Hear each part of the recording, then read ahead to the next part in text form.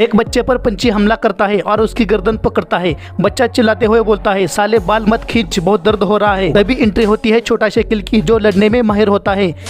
Penguin के बच्चे ठंडी हवा में टहलने के लिए निकले थे, तभी ये बड़ा पंछी उनका रास्ता रोकता है। पंछी को देखते ही इन बच्चों की फट जाती है। एक बच्चे पर पंछी हमला करता है और उसकी गर्दन पकड़ता है। बच्चा चिल्लाते हुए बोलता है, साले बाल मत खींच, बहुत दर्द हो रहा है। बच्चा जैसे तैसे करके खुद को छुड़ाता है। फिर सारे बच्चे खुद को बचाने के लिए सर्कल में खड़े होते हैं। बच्चे अपनी जान की गुहार लगाने लगते हैं। पंछी बोलता है, तुम्हारा ये मौत से पहले चिल्लाना मेरे कानों को बहुत सुकून देता है, और चिल्लाओ। तभी एंट्री होती है छोटा शकील की, जो लड़ने में माहिर होता है।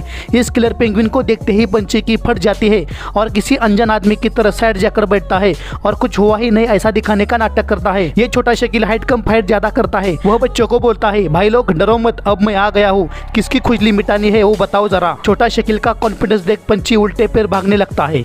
मिरकैट्स नाम के यह प्राणी मिट्टी से कीटक निकाल के खा रहे थे। कोई शिकारी इन पर हमला ना करे, इसलिए माचो नाम के मिरकैट्स पर पहरा देने की जिम्मेदारी सौंपी गई थी। अब इन मिरकैट्स के हाथ से खाना छीनने के लिए ड्रैंगो दिमाग लगाता है। आसमान में ईगल दिखते ही वह खतरे की घंटी मुंह से बजाता है। माचो बोलता है, किधर है शिकारी, किधर है। ड्रैंगो बोलता है, लौड़ू जान प्यारे है तो भाग, वरना जिंदगी में कभी पहरा देने के लायक नहीं रहेगा। तभी सारे मिरकैट्स खाना छोड़ के बिल में छुप जाते हैं और ड्रैंगो को फ्री में खाना मिलता है। थोड़ी देर बाद वह फिर से खतरे की घंटी बजाता है, लेकिन एक मिरकैट्स बिच्छू खाने में काफी व्यस्त था। ड्रैंगो उसके पास जाता है और बोलता है, अरे जाटू इतना क्यों व्यस्त है बिच्छू खाने में, जब सबके लौड़े लगे हैं दुश्मन के आने से। मिरकैट्स उसे इग्नोर करता है। ड्रैंगो पेड़ पर जाता है और चिल्लाता है, शेर आया भागो। सारे मिरकैट्स बिल में छुपने जाते हैं, लेकिन सन्नी नाम का मिरकैट्स ड्रैंगो का प्लान समझता है। वो चुपके से उस पर नजर रखता है। ड्रैंगो पेड़ से आराम से नीचे उतरता है और बिच्छू को लेके उड़ जाता है। सन्नी सबको इकट्ठा करता है और बोलता है, सालो हमारा चूतिया कट गया, एक पंछी ने हमें चूतिया बनाया।